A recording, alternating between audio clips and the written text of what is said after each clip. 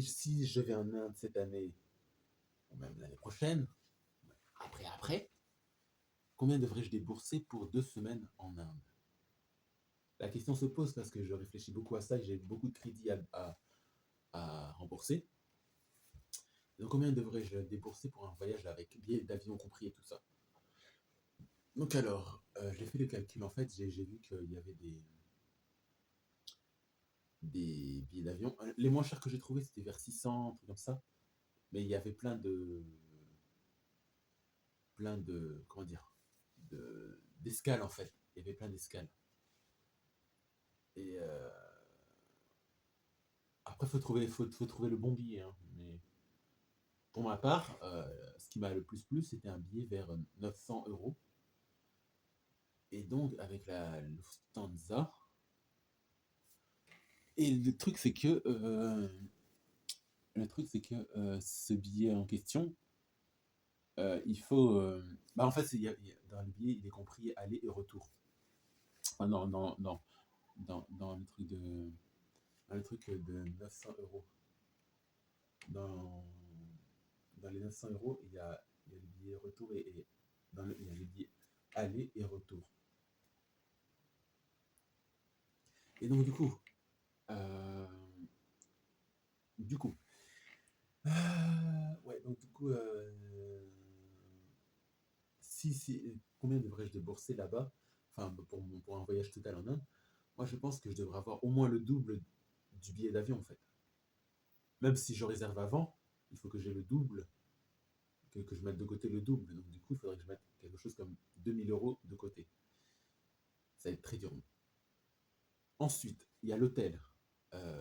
L'hôtel, en fait, j'ai vu qu'il y avait des hôtels à 10. Le minimum que j'ai trouvé, c'était 10 euros par jour à l'hôtel. Ouais, et après, ça augmente parce que c'est dans les extrêmes en Inde. Ça va du très pauvre au très riche, en fait.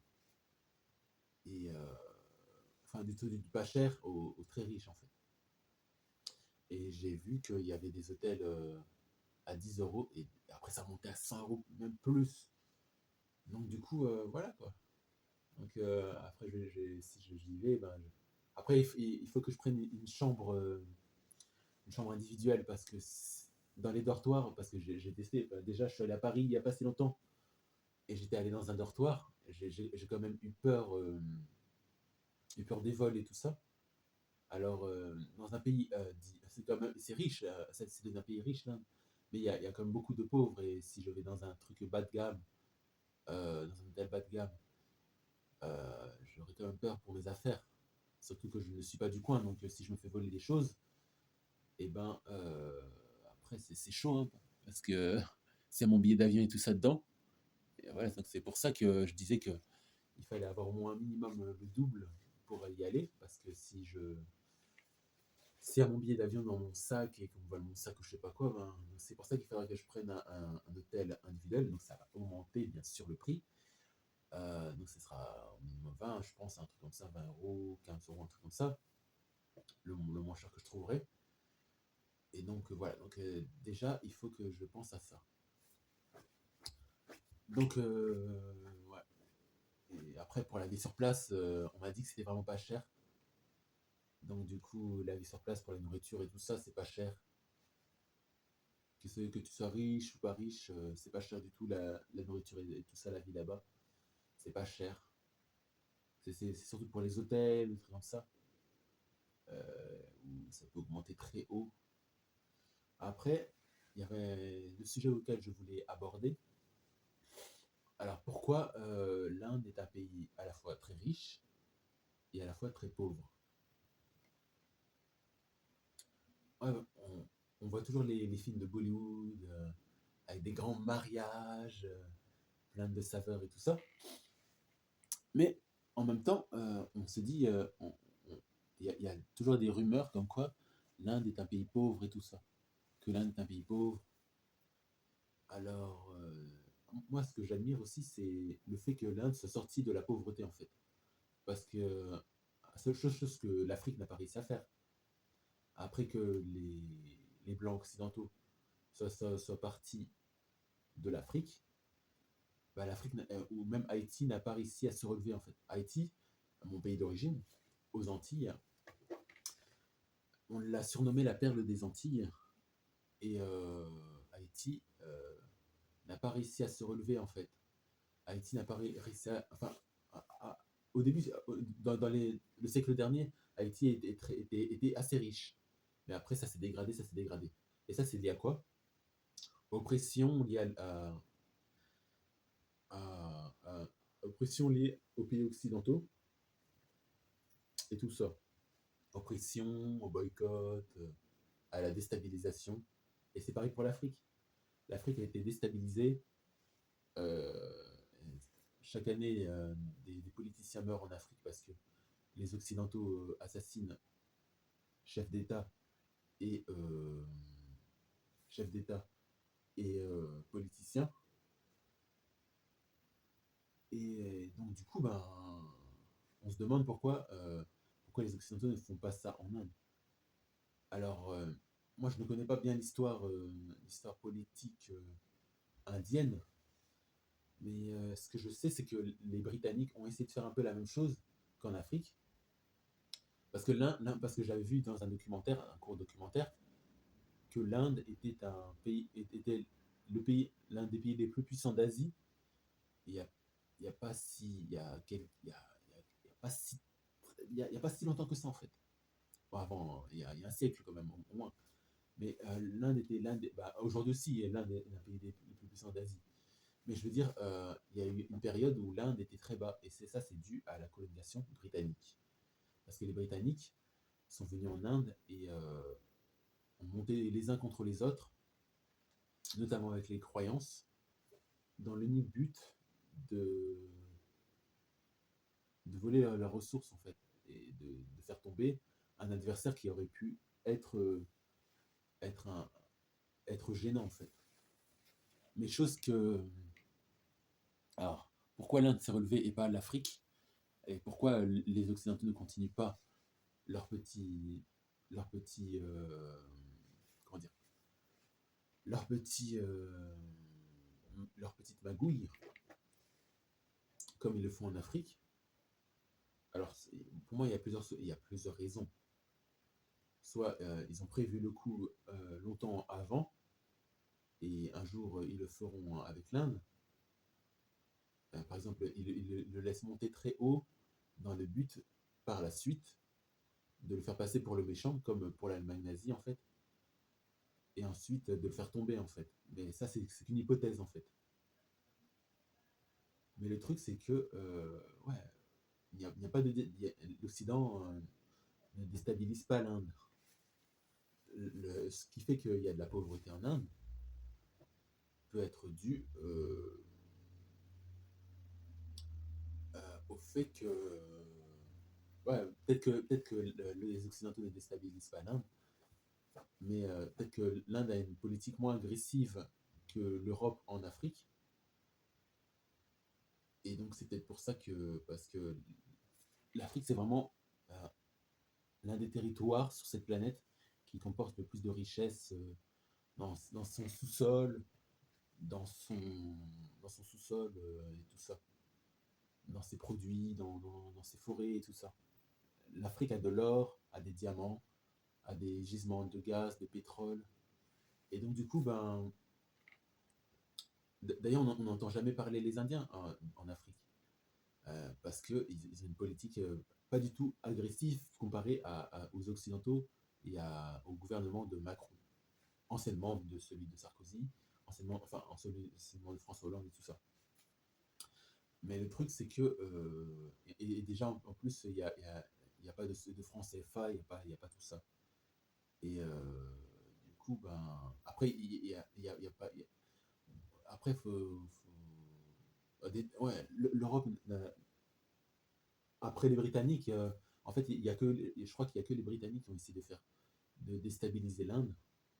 Mais en même temps, les Britanniques ont, amélioré.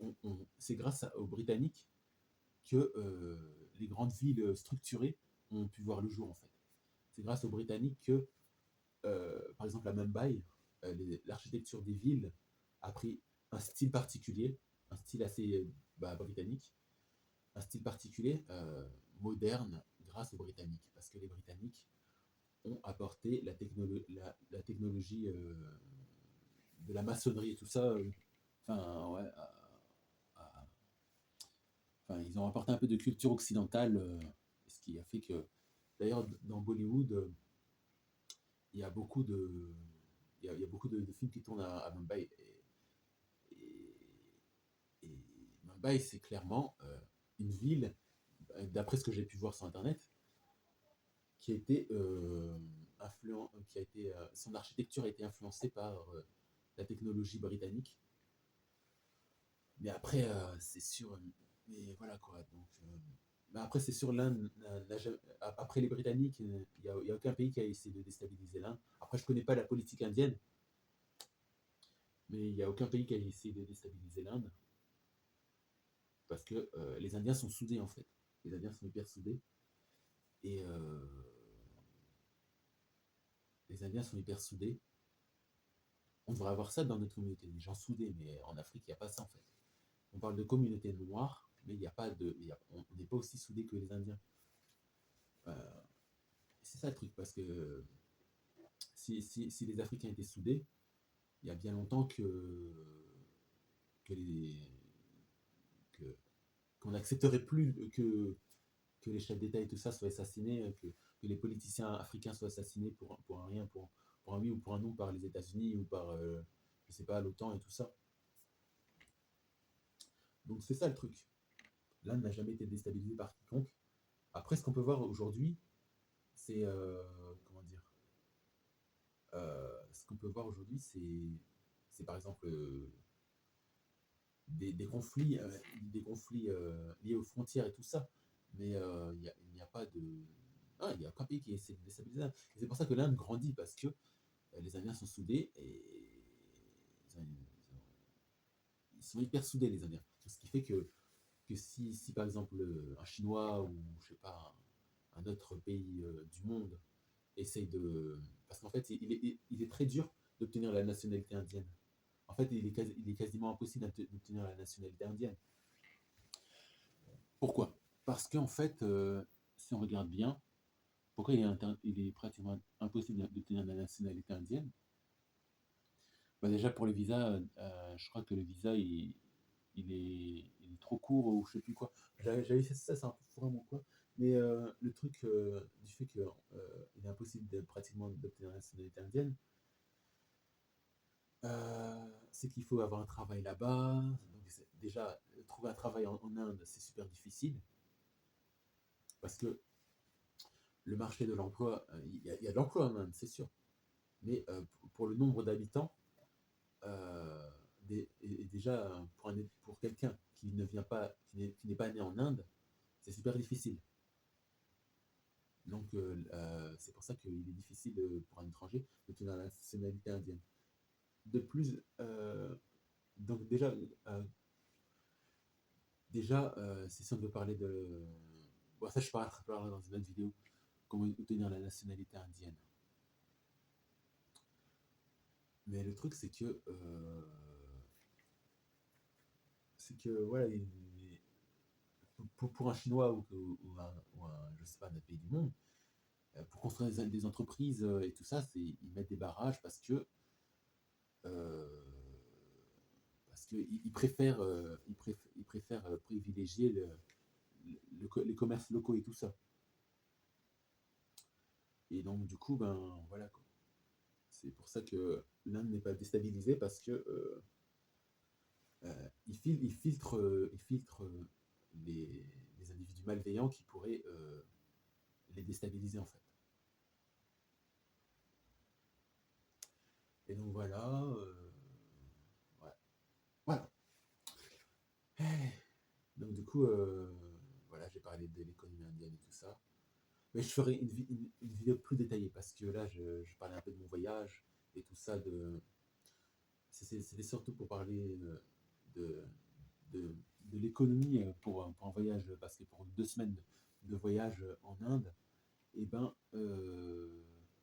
il faudrait que je débourse au moins 2000 € pour être sûr d'avoir un billet de retour pour si par exemple je perds mon billet ou je ne sais quoi.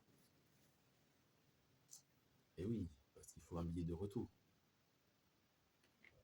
Parce que je peux vous dire que si une personne qui reste bloquée en Inde, elle a peu de chance. Si par exemple, après, elle arrive à être rapatriée en France, et ben, elle a peu de chance d'y retourner en Inde. Je pense qu'il y a beaucoup de pays où c'est comme ça. Et donc, du coup, ben, il faut éviter de rester bloqué là-bas et de provoquer la rage des autorités parce que euh, si, par exemple je reste bloqué en Inde, parce que moi j'ai des copines indiennes là-bas, bah, ce sera difficile de les revoir par la suite. Après, il y a toujours moyen, on a les soudoyants, mais après c'est chaud, hein, parce que si tu restes bloqué en Inde, après c'est chaud pour partir. Ouais. En tout cas, je vais continuer les vidéos. Quel sera le prochain thème? Bah, je vais réfléchir, les amis.